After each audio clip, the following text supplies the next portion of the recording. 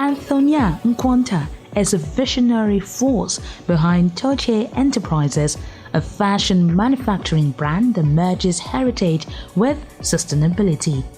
For 6 years, Thoche has been crafting 100% handmade bags and accessories using iconic African prints like ashoke, Ankara and Adire, transforming tradition into timeless fashion. With every stitch, Anthonia tells a story of rich culture, sustainable living, and personal expression. Her commitment to eco-friendly practices and fabric recycling is shaping a future where fashion celebrates the planet and its people. Through community programs and internships, Anthonia empowers the next generation, ensuring that her impact extends far beyond the runway. Thoche Enterprises, where tradition, style, and sustainability beautifully collide.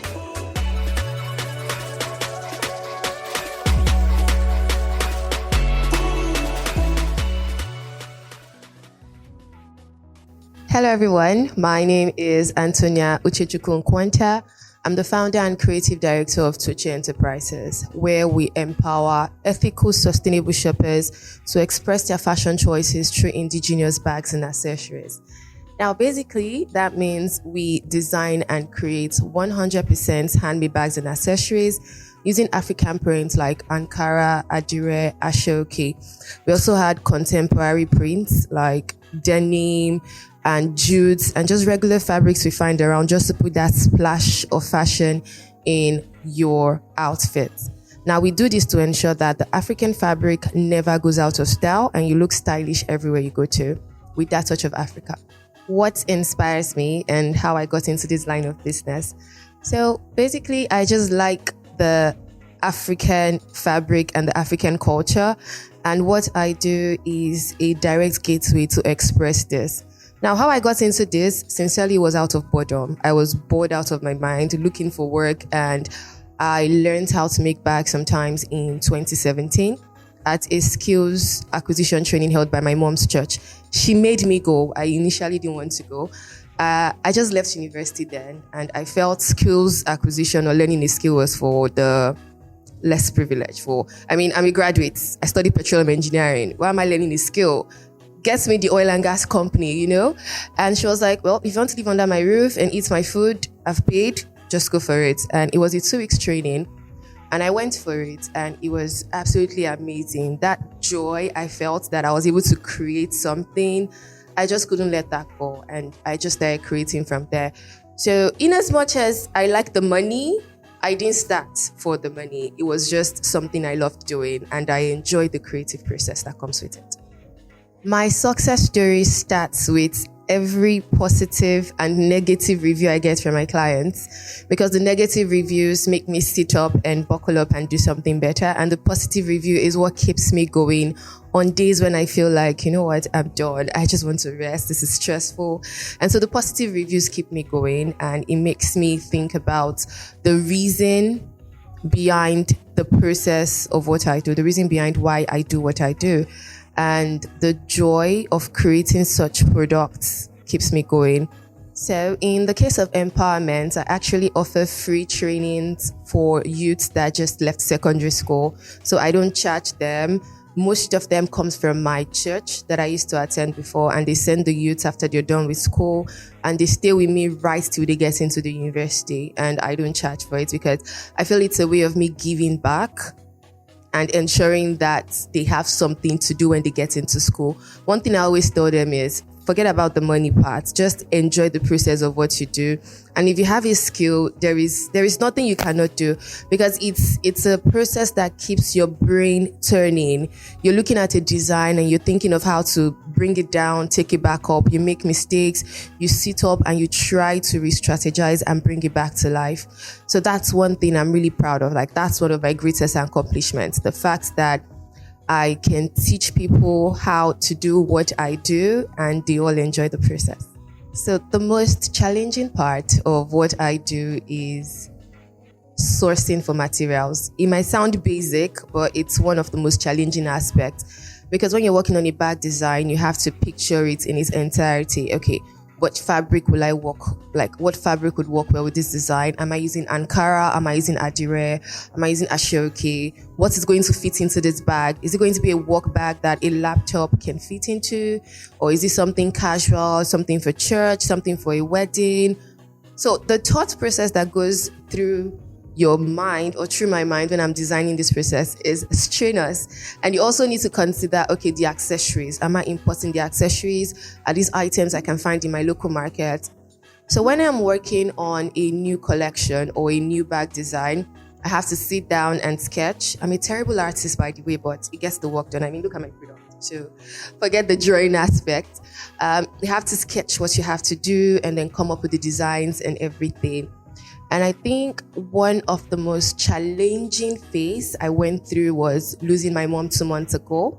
And I was working on a design. I was working on a collection and I saw her that morning and like 5 hours later she was gone. So it wasn't like she was sick or anything. So that really threw me off balance and I had to like start over. And I had a collection that I said I was going to launch in December, but I told myself that I was going to pedal and launch it in November. So I launched a new collection November 18th, which was her birthday, because I felt it was the perfect avenue to honor her memory.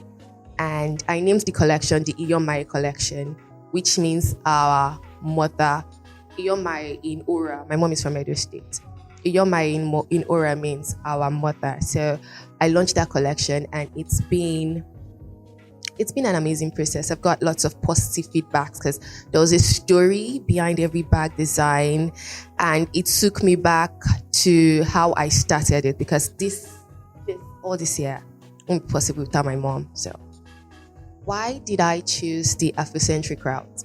Now, it took a while for me to niche down because when I learned how to make bags, the person who trained me taught me on a variety of materials. So I was using both leather, I was using Ankara. I didn't even know there were different grades of Ankara. I mean, there was small, there was medium, there was big. I had no idea about all of that because remember, I didn't start this as a business. I just started it as something to keep me busy. And then I had to sit down and review my books that, okay, this is selling much more than this, and this tells a much better story than this. And I decided to niche down on purely African prints, Afrocentric prints. So I work with Ankara, I work with Adire, and I also work with Ashoke. If I wasn't running Thoche Enterprises, I'll probably be in the TV and radio business. I think I always like talking. I like the sound of my voice. Take it however you want to take it. But I do like the sound of my voice. So I think I would be in the media industry. Hi, Uche. Hi. Good to have you here. Thank you so much for having me. So tell us a bit about what you do. Just a little bit. Okay. So at Thoche Enterprises, we empower ethical, sustainable shoppers to express their fashion choices through indigenous bags and accessories. So everything you see is 100% handmade by myself and my team. Amazing. Amazing. How many years have you been doing this? 6 years. Congratulations. Thank you. Okay, so how do you make money? What business model exactly do you run? Okay, so we do B2B and B2C. So we sell directly to our customers and we also sell directly to other business owners. Okay. So how do you find, let's focus on the B2C.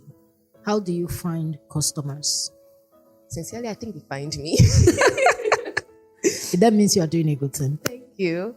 So I mostly use social media, and although I have like a workshop, but it's not a working space or a showroom, it's a production facility. Awesome. But most times people say, oh, I want to see, because they've been scammed so many times. And I'm like, fine, that's okay, you can come, but just note, you're not going to see bags on display. You're going to see myself and my team working.